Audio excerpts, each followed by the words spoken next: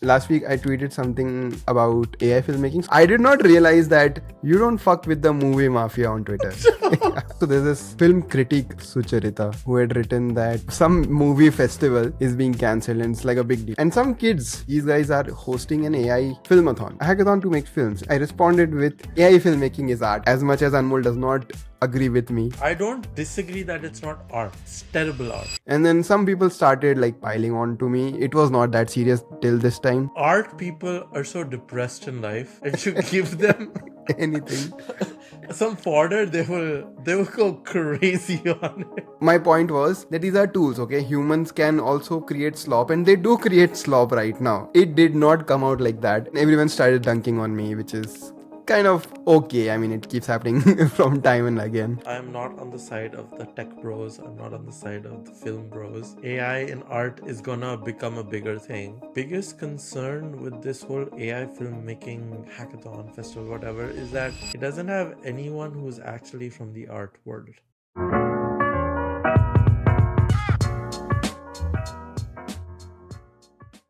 Good even night. Good eve night. Yeah. Yeah, good night. That seems to be a sentiment. So I Anmol lost is in my- US now and I am in India. The balance has Yeah. been restored. Welcome to the AI edition of our podcast, the American and the Indian. Oh my god. Yeah. But okay, before we get into today's podcast, let us remind our folks to hit that like button, hit subscribe, go share it with your friends. What else Comment, can they comment, do? comment. Yeah, we don't get comments, dude. Kitna bhik mange? Okay, should we do a giveaway for the comments? The first person to comment will get a gift card for 500 rupees from Blinkit. Okay, Yeah. done. Let's see if who takes us up on it. Yeah. This week we have like a bunch of things that we want to discuss, but the first thing involves me. So Yes. Yeah. Shobhit got the wrong end of the stick on the internet last week, and a bunch of hate mail, death threats. I don't even know what all. So, for context, last week I tweeted something about AI filmmaking. So, there's this film critic, I think, Sucharita, who had written that Mami, the Mumbai art and music, I don't know, right? Some movie festival is being cancelled and it's like a big deal. Like, Mami is a very big movie festival, and that is being cancelled this year. And it's cancelled only this year, by the way. It's not being cancelled. The thing is not cancelled. It's just cancelled this year because there are like some logistic issues. So we'll just fix it and do it next year. Okay. So it's being cancelled this year. And some kids, I believe local host, the residency people, right? Kids. Yes. These are like some 19, 20-year-old kids. Okay. These guys are hosting an AI filmathon, like, for a lack of better word, where A hackathon to make films. hackathon to make films. And so yeah, this critic basically tweeted out that Mami is getting cancelled and Mumbai is getting an AI film hackathon, sign of times or something like that. And I responded with AI filmmaking is art, and I think I've made this argument earlier as well about We talked about this when we talked about Ghibli as well. about Ghibli. Yeah. So I made the same argument that dude, AI art is also art. As much as Anmol does not agree with me, I still No, stand. I don't disagree that it's not art. Oh yeah, right. My theory is it's terrible art. It's terrible art. Yeah. It's still art. It's still art. Everything is art. Yeah, I basically wrote in favor of this thing, and then some people started like piling on to me. It was not that serious till this time. After that, some guy wrote AI prompt Harry Potter and the AI prompt or something, and I replied with would you like to watch slop made by humans instead? Because my point was that these are tools, okay? Humans can also create slop, and they do create slop right now. Right? And these are just tools to sort of express in a new format. That was my point. It did not come out like that at all. I did not. Zero nuance. It came out with zero nuance, and people were like, yes, I would like to watch human slop instead. Yes, I would like to watch human slop instead. Well, okay. Yeah. I think your biggest mistake was, I think Sucharita's tweet kind of got brought into the context of AI filmmaking being good or bad. Correct. When I don't think she was trying to say that. She was just like, oh, I can't go to my music festival, I'm sad. And an AI music festival is happening. I Yeah. mean, it had a small undertone of what is this? Why It an has AI? it had a small undertone of that, but it wasn't like, oh, Correct. how dare they do AI filmmaking. Yeah, so I am at fault here as well because Yeah. I sort of blew it out of the proportion. but Yeah. but after that, like obviously what I wrote, it did not have had context or nuance or anything like that. And later on, I realized, okay, this does look like I'm just No, saying yeah. that humans are terrible and just AI is the good thing. What I really wanted to say was AI is a tool. Use it like a tool. If you're a storyteller and you don't have enough resources to make your own movie, maybe you give it a try, right? Yeah. So that was my point. But then Yeah. I did not realize that you don't fuck with the movie mafia on Twitter. The I film bros, the I film think art people are so depressed in life that if you give them anything. some fodder, they will go crazy on Yeah. it. So I mean, everyone started dunking on me, which is Yeah. kind of okay. I mean, it keeps happening from time and again. I started receiving some Yeah, that was nasty not good. messages That on was DM, not nice. That was not which nice. were also.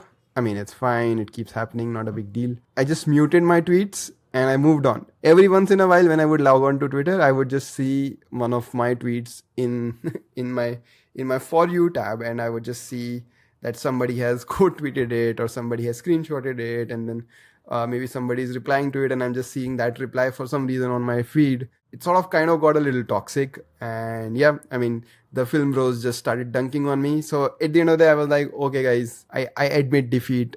I admit defeat. This is definitely not my forte. You guys are absolutely correct on whatever opinion you guys have, and let's just call it truce. But I think we were pretty late by then. Yeah. I think it became too late to roll back your. Correct. It became too late for me to roll back my words, and yeah, that's how I ended up being Main the main character character of the day. for the film bros that Yeah. day. But dude, like I don't know, I realized the people that I was beefing with generally, they keep beefing with other tech bros as well. Yeah. And so a bunch of tech bros in my DMs were like, dude, I have muted this guy. Why are you talking to this person and all that? And I was like, okay, I did not know so many of you muted this guy. I mean, I remember like the big account in question where I started following this account because of all the Bollywood brackets they would host. But then Yes. I got very annoyed by this person, so I also muted and unfollowed them. So When? like over a year ago now. Oh, okay. Yeah. I thought after this beef. No. Like a true friend, Anmol was like, I'm gonna unfollow you, bro. I was on Mr. Narsi's side. What are you talking Correct. about? So, yeah, Anmol, why are you Okay, on the film bro side? I want to state that I am not on the side of the tech bros. I'm not on the side of the film bros. I do Okay. think Aman Kiya AI in art is gonna become a bigger thing, Mhm. and it's gonna become more important. My biggest concern with this whole AI filmmaking hackathon festival, whatever, is that it doesn't have anyone who's actually from the art world. And Oh. and like that is what concerns me, because I was talking to one of our founders who's building this product for musicians, and he comes from a musical background. Him and his co-founder come from a musical background themselves. Around, okay, how is AI relevant in the world of creating art? You have seen products like Suno that has been adopted by musicians worldwide, and that company's on a tear. It's doing well. Musicians love it. And this founder told me that opening gates to making art will only lead to good things if, and I think the biggest statement here is, if it's opened by the artists themselves. if artists adopt this way of creating art, and if it is a art form that is accessible enough for anyone to participate in, like making music, for drawing, for creating film, like anyone can start doing it. I mean, getting good at it is another thing. So my whole concern with this whole hackathon and film festival was, it doesn't seem like these people come from a background of creating film, creating art. They seem like they did not try to get people in that world involved either. Like, if they really cared about helping people who care about film tell their stories better, why not partner with the film schools in India and get them to be participants in the hackathon? Like, I saw a lot of submissions on Twitter and it was garbage. Did you see the videos people were posting? Like, it didn't seem like it felt like Sora slop. Like, it didn't seem like there was a lot of thought or intention or story being put behind the videos.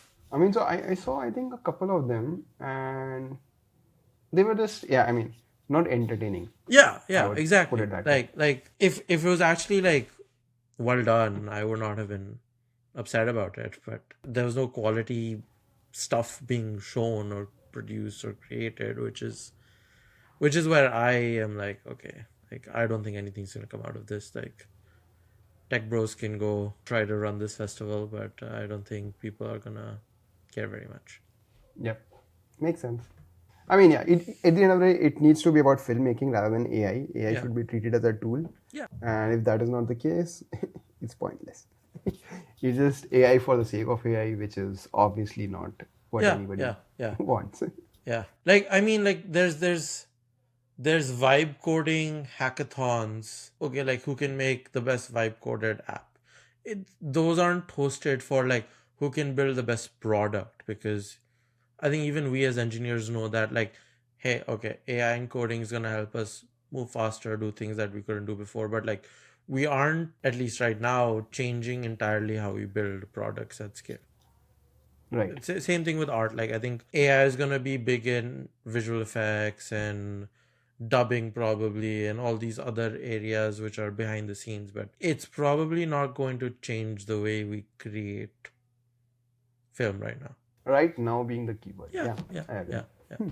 I agree. I mean, right now, I don't know if even we can just rely on it to code uh, too much. I mean, but yeah, makes sense. So yeah, that was one stressful couple of days that I I think had to endure. entertaining. I mean, I think when the organizers are kind of like leaning into the, oh, filmmaking is being gate kept and we need to open the gates and like let everyone create film. Yeah. Filmmaking is not gate kept. Film distribution is probably gate kept, but Yeah. I mean, it has been made easier with like your iPhone cameras yeah, and stuff. yeah. So definitely, I mean, you can obviously host a play if you can't, let's say, record. If you can record, you can do editing and all that shit. Like YouTube sort of democratized even some bit of distribution. Yeah. So definitely, like AI is not being gate. Oh, sorry, filmmaking is not gate kept. Distribution, on the other hand, different story. Like you have people fighting publicly in Bollywood where they're like, you're clashing your public release dates with mine, which is bizarre to me, right? No, I I mean, mean, it this makes is sense. Like, it makes sense, but it should like keep it. Try to have a semblance of, yeah. it's not like how are you guys beefing in public when I mean, Karan Johar didn't speak to Kajol and Ajay Devgan for like years. that's what I was When thinking. I guess we need to watch some other content rather than Coffee with Karan. I think Coffee with But Karan's the greatest show ever. Have you seen the new Twinkle and Kajol? I saw the trailers. I wanted to watch, but I just couldn't. You should watch it. I've been keeping up. But while coming back from my latest US trip, I did watch Coffee with Karan because it was there in the entertainment system, and yeah, it was pretty good. Oh, great, dude! I watched nothing on my flight. I I fell asleep and I dropped my glasses and I couldn't find them until the end. So I was like, okay, I can't watch the screen. But if you can sleep, yeah, you're the chosen one. Yeah, I can't that sleep I on the slept plane. like 8 hours on my 14-hour flight. Enough of the eel of Yeah. Ra that I I was part of. Let's move on. We got Eternal to drop their quarterly report. Well, we didn't get them. They are now a public company, so Public. they now drop their quarterly earning reports every 3 months or so, And Anmol religiously goes through them, so and we can I talk yeah, I about it. listened to all the so they have like a quarterly earning call and report now as well. So now every 3 months for most of the consumer companies that are public now, I will listen in to see what are analysts asking questions about. Is there anything I learn about the businesses that way? That's how I learned, I think like 5-6 months ago, that Swiggy was investing in a pickleball team, because like they talked about it on the earning calls. But I think this call, it was the one thing that was very evident from both the numbers that Eternal dropped and from all the questions, that Blinkit is the core business now and food delivery is the moneymaker, but kind of not growing as quickly, not as important to the company Blinkit is. as Blinkit is. Like last quarter was the first time where the net order value, which is total amount of sales through the platform, where Blinkit was higher than Zomato. And then this quarter, Blinkit grew by 27% quarter over quarter. Food What? delivery only grew by 4% quarter over quarter. So like Blinkit's now zooming past food delivery. Yeah, so I mean, 27% quarter on quarter growth means to 160% year on year growth. Yeah, Just yeah, yeah. It was like, I think, a bit busier like quarter, with I think with like festive season start of kind of getting kicked into gear. So then people are ordering more. Blinkit's also pulled forward its opening of new stores. So I think they're at about 1,800 dark stores now. Surprising, or I guess I don't know if this is surprising or unsurprising, but 80% of new stores are still being opened in the top 10 cities.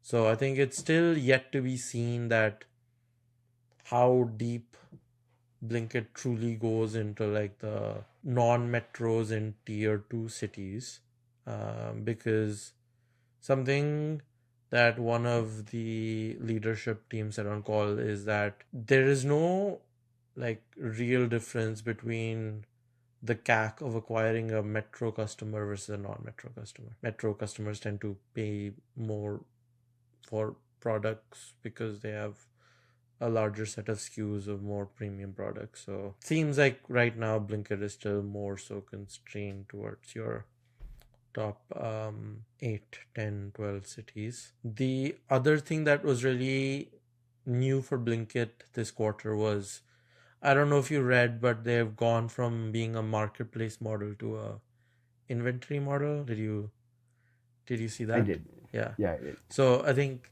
the headline figure is Blinkit revenue up 800%, and we were like, what does that mean? How is it up 800%? But it actually does not mean too much, other than the fact that the way that Blinkit operated previously was, it was a marketplace where any brand or seller can list their products on the platform. Blinkit would take a margin cut when something got sold, and the brand would pay Blinkit for storing their products at their warehouses. To what has happened now is Blinkit now purchases products from brands and sellers directly and then sells them on its platform. So it's responsible for managing inventory, for managing sell-through rates, for managing how much it wants to procure and where it wants to store it.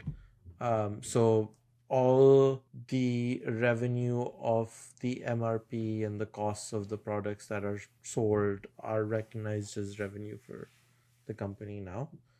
And the company is planning on doing this because they think they can unlock a 1% margin expansion over the next 12 to 18 months. So it's kind of insane that they're doing all of this for a 1%. 1% margin expansion. But like, I think in its steady state, Blinkit is only supposed to have like 5% EBITDA margin. So like, one is large enough for 20%. them. Yeah, yeah, yeah. So, which So is, basically now the whatever their GMV used to be yeah, is now their revenue. kind of like there is still like there is a delta between the gross order value and the net order value because there's some discounts. So if you see, there's about a 20%, 25% delta between what the products cost and what Blinkit's take home is because of the discounts, but roughly their net order volume or net NMV is basically the revenue now. Nice. So, I mean, this is. I was very shocked with the move, to be honest. Why? But then it makes sense if their Yeah, steady state yeah, is going to be 5% margin and they want to increase that to 6%. yeah, That's yeah, a substantial increase for them. yeah. And So I mean, it makes sense. yeah, it's also kind of, I think there it's you see now that like these quick commerce companies are kind of starting to move in a couple of different directions where like Swiggy seems to be really bought into private labels and their noise brand and seeing what they can do with that. I think it sounds like Blinkit really wants to try to kind of become the D-Mart of quick commerce and online commerce. So like that they're kind of leaning into their super saver and discounts more, and Blinkit being the only company out of the three that is profitable and has their cash in bank usually go up quarter by quarter, they can kind of afford to take the working capital hit of moving to an inventory model and kind of use that for margin expansion, because I think both Swiggy and Zepto are losing a couple 100 crore every quarter.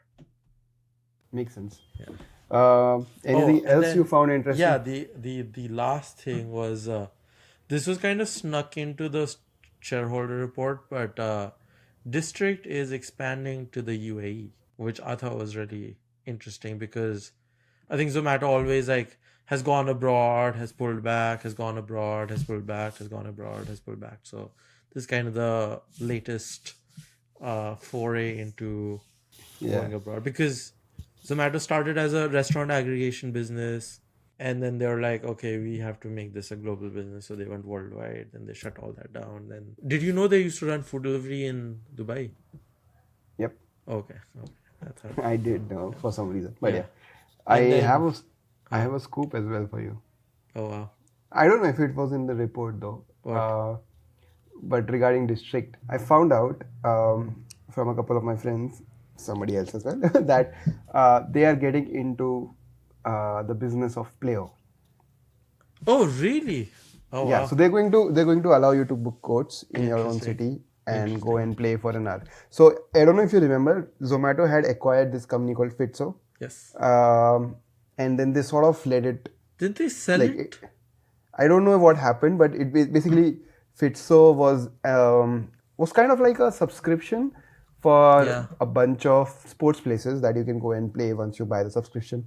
CultFit is doing a similar thing right now, but CultFit says that this is you can only play at like cults facilities. Yeah. So Fitzo was more of like Class Pass, if you know in the Yeah. US, but Okay. Class Pass is more of a gym Yeah. and all those things. Fitzo was more Zomato towards in 2021, Zomato sold Fitso to CureFit. oh, so maybe cult is doing the same thing. Yeah, yeah. But yeah, I mean they had acquired Fitzo and then it didn't Huh. it didn't fit into their product scheme, Yeah, and yeah. I think COVID also was a factor in that. Don't quote me on that though. But yeah, I mean at least 3 or 4 of my friends have told me that District is getting into sports booking, I mean, and it. obviously I know Yeah. because of my wife was approached, Yeah, but I but mean, yeah, otherwise also I knew. it does make sense because like if you think about it, like Eternal is the company that is capturing more and more of your discretionary spend. So like anytime you go out to eat out, you're using District. Now, if you're going shopping, you can use District to pay in store. When you're booking a movie ticket or an event, you're getting it on District. If you're going to a live event, you're booking it on District. If you are getting mithai home, you're getting it on District. So, or oh, sorry, on Blinkit. So it's kind of like trying to tackle more and more of everywhere people spend money. Dubai kind of also makes sense for them because India is the largest source of visitors to Dubai. About 2 million people from India go to Dubai annually. Also, Indians are 40% of Dubai's population. This I did not realize was that big. I mean, if you've Yeah. if you've gone Like to I knew Dubai, it you was would know. big, but Yeah. like 40% is like massive. Yeah, I mean, to just give you some context, when I went to Dubai last time, and even this time I recently went to Shanghai for a transit, Yeah, yeah. everyone spoke in Hindi. Yeah, Everyone, like the whole airport staff was talking to me in yeah, Hindi. yeah, yeah, yeah. But I think that it clearly shows that okay, like a large part of people in Dubai are already aware of Zomato. Like it is not a new thing either from them having used Zomato in the past or them being from India traveling to the UAE knowing what Zomato is because that's the product they use at home or because they're Indian they've known of Zomato from their family in India. And Dubai is a much larger live events venue for the world. Yeah, Uh, yes. like the infrastructure is a lot better. They are able to attract better and bigger artists, yada yada yada. So let's see if this leg of Eternal going global works out even better. If it works out this time. If it works out. I think if it works out this time, they're gonna go and travel next.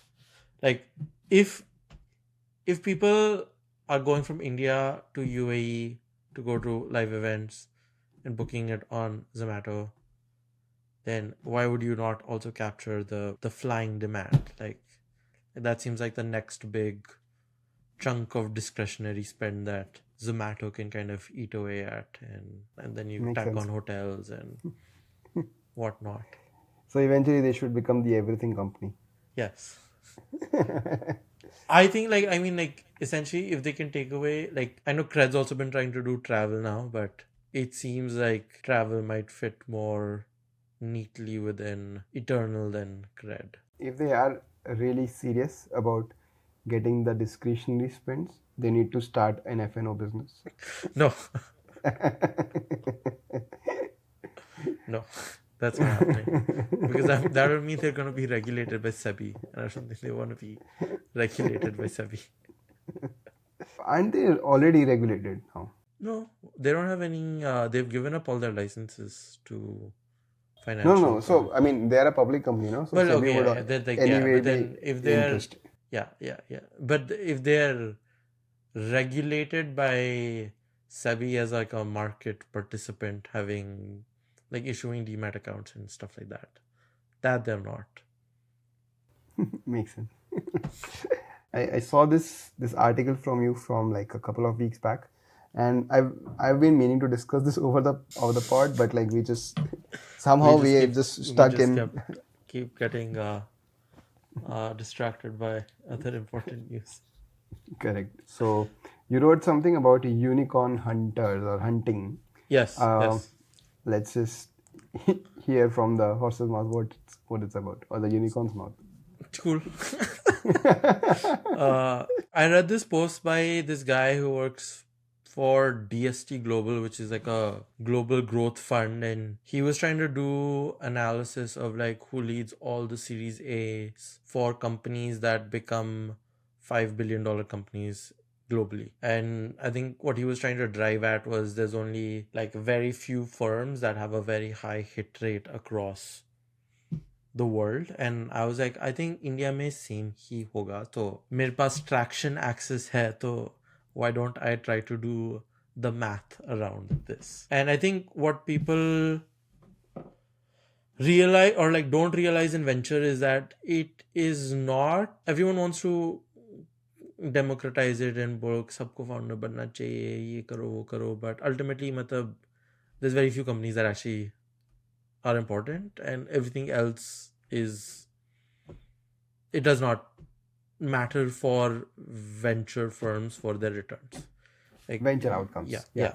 Like I'm sure there are like great businesses to be built that end up raising venture capital that don't end up giving returns, but for your VCs, those are unimportant. What I found was there's only 7 firms in India that have led 60% of the Series A's for companies that are now unicorns. Only 7. So Who are these magnificent 7? I think you can name all of them. I don't think they're like, it's the folks who've been around forever. Forever, yeah. Yeah. So name karo. Let's see how many you can get. Okay, one is Peak 15 / Sequoia India, Yeah. right? Yes. Matrix / whatever it is called now. Z47. Yes. Then Axel. Yes. I want to say Bloom. No. No. Okay, my bad. Series A. so- Series A. Socho. Yeah, Tiger Global? No. Yes. Okay, Tiger Global. Wow. 4. So then Tomasa as well. No. That's Series B usually. Think about Indranagar offices. Okay, then I'm going to get embarrassed now. Together Fund? No. Together's not been around for that long. Yeah, I know. I don't know, and I'm just blanking right now. You put me on the spot, dude. I'll give you the moniker that Sajid Pai has created for like the top 6 firms that doesn't include Tiger, and then you can try to guess the rest. Panzel. Panzel. Yes. Okay, so you've got we in have- Peak, you've got in Excel. Yeah, Excel. I've gotten the 47 thing. Z47. Z47. So that's Z. E say this elevation or elevate, one of those. Yes, Elevation. Elevation. Formerly known as Safe Partners. Safe partners. N say Nexus. Yes, and say Nexus. And then L say Lightspeed. Damn it. Okay, so the names are Axel, Peak 15, Tiger, Elevation, Z47, Matrix, Lightspeed, and Nexus. It's these firms who have led 60% of all Series A's. And then if you go like one level deeper, there are 80% of the Series A's were led by the top 16 firms. So the next 20% are another 9 firms. And I think what I'm kind of driving to is basically if one of these firms, one of these 10 to 15 firms doesn't lead your Series A, you have a very hard time building $1 billion company, because there is still a constraint of capital, especially growth capital in the country. And if you don't de-risk yourself by raising from a globally well-known firm that has the ability to themselves only keep doing your rounds, or bring in a Tiger or a SoftBank or a big global growth guy, if you need several $100 million to build your company, you're going to have a very, very hard time to pull it off. And that was kind of the reason why I did all of this math. And then I also wanted to see, who has the most number of unicorns as a firm, and then what individual is kind of like the best VC in the country. This was something I was slightly surprised by, but Excel has led the most number of seeds and Series A's Why are for you companies surprised? that became unicorns.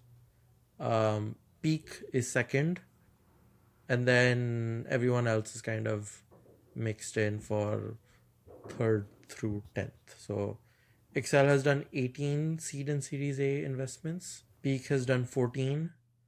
Tiger and Elevation have done 8. Z47 and Lightspeed have done 7. Nexus has done 6. Kalari and Bloom have done 4. Fireside has done 3. And then there's several more who've done 2 and 1. And obviously a lot who have done 0. And then, tum guess karo which individual person has done the most number of investments that have become $5 billion companies. So I didn't do this for $1 billion companies, but kind of the next leg of what I consider to be after 1 billion. So I was like, acha, 5 pe kam companies hai, so it's easier to do the math there. I think it's going to be the guy sitting in Delhi. It is always a guy sitting in Delhi. Who is not Anmol Mani. It was not a movie. I wish I would have led a Series A. Yeah, I think it's going to be Sanjeev Bikhchandani of Naukri, Info Edge. Info Edge, yes. It is. Yeah. It is. He is the only individual so far who has led multiple Series A's that have become $5 billion companies. He led Zomato and Policy Bazaar. There is actually going to be one more person who joins this list in a couple of months. I think now he lives in Bangalore, but at the time of making the investments, he lived in Delhi. Do you want to guess who this individual is? He led the Series A for Swiggy and Misho. I have no idea. You want to get the firm? Swiggy and Misho is Excel. No. No. Oh. Series A. Elevation. Oh. It is Mukul Arora. He was also mostly based in Delhi. I think he's now based in Bangalore. But seems like this whole a Delhi company IPOs also makes it down to the VCs. Nice. So if you want to build an important company, be based in Delhi and then raise from a VC who's based in Delhi. Swiggy and Misho are not based in Delhi. Come on. Yeah, but be the investor who's based in Delhi. Delhi and Bangalore. Recently, we've seen this news multiple times that there have been companies that are now shifting from Bombay and Delhi. Well, I think it's more Bangalore. Bombay. Yeah, more Bombay, correct. More Bombay because Bombay, what are you gonna do? There's no one to. Yeah. So there's this company called Snabbit, I believe, which recently made news. Yes. For moving. Yes. Zepto famously. Zepto is and Snabbit is kind of a carve out of Zepto because Snabbit founder was the chief of staff at Zepto for Aditya at Zepto. But yeah, I mean, there are a bunch of companies that are moving from Bombay at least. I'm sure from Delhi also there will be companies who have moved and will continue to move. I think as much as it pains me to agree, but I think the network effects right now in Bangalore are crazy. Very hard to beat. And even traffic cannot undo that. Correct. All right then. I think we have blabbered on for a very long time. Yes. If you've enjoyed that, please leave a comment saying blabber. Please, so blabber. The first person, as we mentioned at the start, the first person who says blabber will get a 500 rupee voucher from Blinkit. Yeah, how do we give it to you? You have to DM one of us. But that's how it's going to be. No, you will comment. We will reply saying you're the first, and we will give you an email to email us too, and then we will figure out how do we get you a. Yeah, so make sure that your boomer skills are there, that you know how to email and stuff. You don't know what emailing is not a boomer skill. Come on. I mean, so there are some Gen Z who consider it boomer skill. I was talking to one guy. I was talking to one guy. I was just interviewing that person, and I told him, okay, send these details to me on email. And the person was like, "What? Why email? Why can't you just have it over WhatsApp?" I was like, I mean, it just makes sense. Just send it over email, and everyone's sending it over email, and it's just easier. I don't want to put everything on WhatsApp and this thing. And he kind of sort of called me a boomer for that. So no, I think that's stupid. If you can't I think Gen Z needs to learn how to use email because in this day and age, getting jobs is getting harder. So if you can't even fucking cold email someone, you're gonna be unemployed. Yeah. On that optimistic and a very high note, we hope to see you again next week. Till then, Peace out. bye bye.